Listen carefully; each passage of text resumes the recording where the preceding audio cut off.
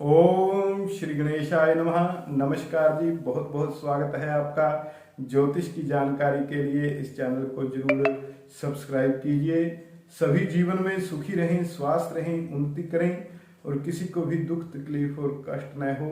अपनी सेहत का पूरा ध्यान रखें। और आइए चर्चा करते हैं चंद्रमा से बनने वाले योग में दुर्धुरा योग। दुर्धुरा योग तब बनता है जब चंद्रमा से दूसरे भाव में भी कोई ग्रह हो और चंद्रमा से 12वें भाव में भी कोई ग्रह बैठा हो। जैसे चंद्रमा से दूसरे भाव में कोई ग्रह हो तो सुल्फा योग बनता है, और चंद्रमा से 12वें भाव में कोई ग्रह हो तो अनफा योग बनता है। और चंद्रमा से दूसरे और 12वें दोनों भावों में यदि कोई ग्रह बैठा हो तो दुर्धुरा योग बनता है। तो इसके ऊपर आज हम चर्चा करेंगे। कुंडली में चंद्रमा का विशेष महत्व होता है। जैसे लगन से विचार किया जाता है उसी प्रकार चंद्रमा से भी ग्रहों का विचार किया जाता है। चंद्रमा को विशेष स्थान प्राप्त है कुंडली में, इसलिए चंद्रमा से भी एक कुंडली बनाई जाती है जिसे चंद्र कुंडली कहते हैं। तो आइए चर्चा करते हैं दुर्धुरा योग में।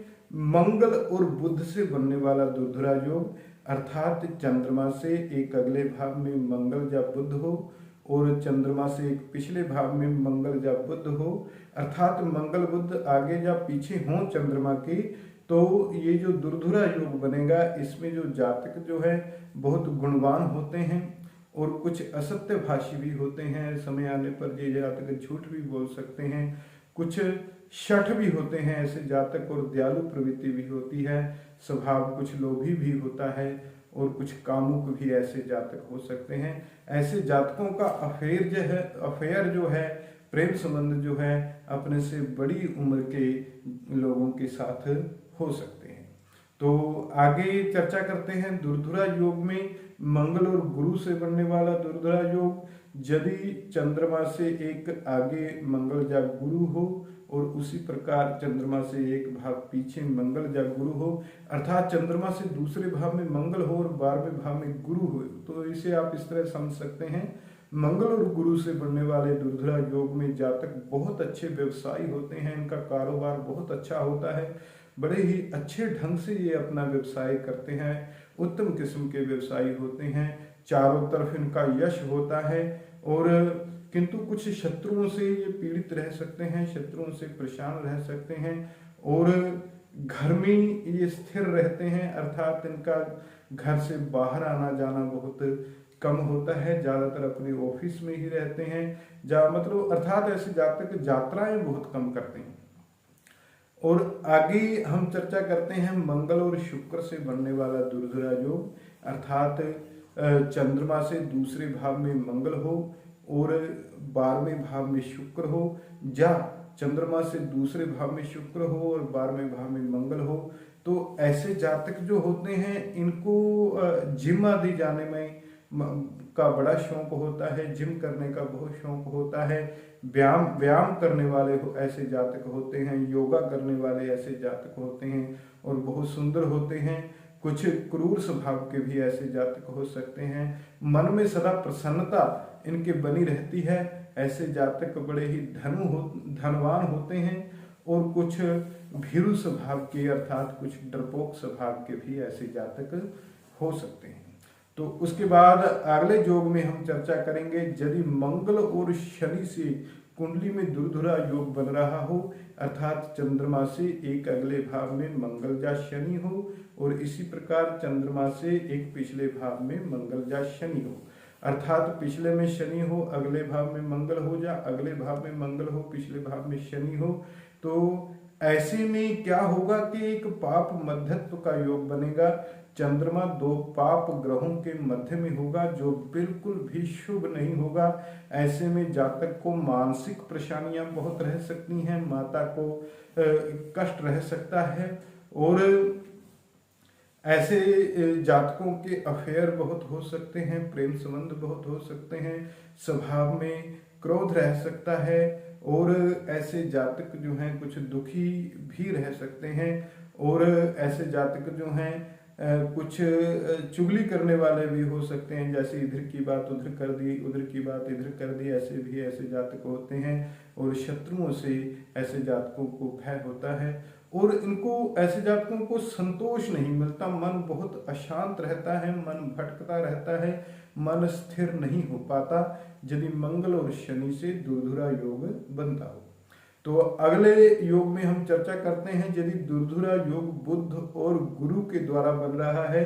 एक अगले भाव में गुरु है, पिछले भाव में चंद्रमा से बुध है, चंद्रमा से अगले भाव में बुध है, पिछले भाव में गुरु है। तो ऐसे में जो दुर्धुरा योग बनेगा उसमें जातक बड़े ही धर्मशील होते हैं, दया करने वाले, दान करने वाले, पूजा पाठ करने वाले, तीर्थ यात्रा करने वाले, बड़े ही धर्मात्मा किस्म के ऐसे जातक होते हैं और शास्त्रों के जानकार होते हैं, वेद पुराणों के जानकार होते हैं और बड़े ही अच्छे वक्ता होते हैं, भाषण देने में दक्ष होते हैं।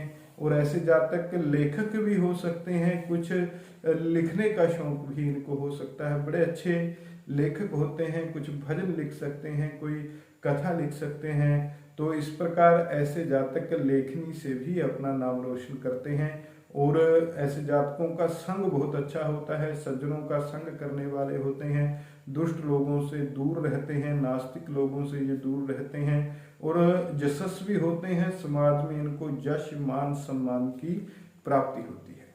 तो अगले योग में हम चर्चा करेंगे यदि बुध और शुक्र से दुर्धुरा योग कुंडली में बनता हो, अर्थात चंद्रमा से अगले भाव में बुध हो और पिछले भाव में शुक्र हो, या चंद्रमा से अगले भाव में शुक्र हो, पिछले भाव में बुध हो, तो ऐसे में जातक जो है बड़े ही संगीत प्रेमी होते हैं, नाचने गाने का इनको बड़ा ही शौक होता है, नाचने गाने से संबंधित ऐसे जातक व्यवसाय भी कर सकते हैं, संगीतज्ञ होते हैं और बड़े ही सुंदर होते हैं, मधुर प्रिय बोलने वाले होते हैं, मधुर भाषी होते हैं, बुद्धिमान होते हैं और बड़े ही पराक्रमी होते हैं और जीवन में सुख प्राप्त करते हैं। उसके बाद बुध और शनि से बनने वाले दुर्धुरा योग के ऊपर हम चर्चा करते हैं।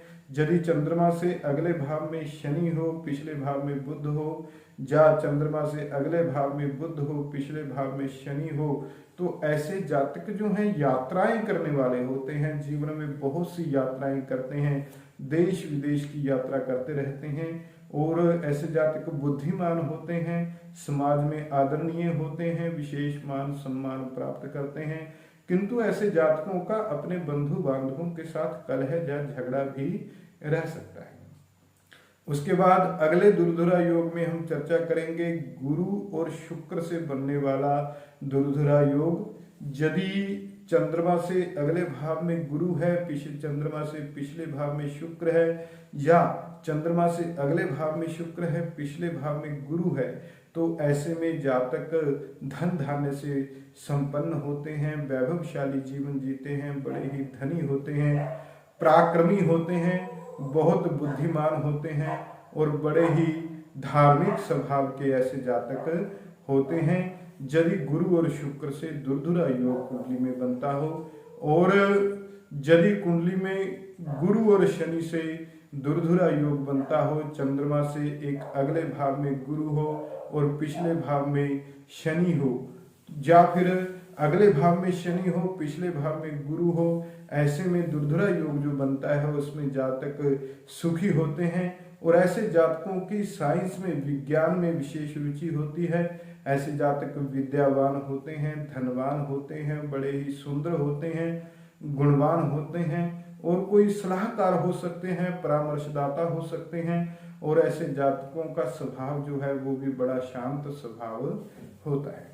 तो अगले योग में हम चर्चा करते हैं शुक्र और शनि से बनने वाला दुर्धुरा योग। जब कुंडली में चंद्रमा से एक अगले भाव में शनि हो और चंद्रमा से पिछले भाव में शुक्र हो, तो ऐसे में दुर्धुरा योग बनेगा।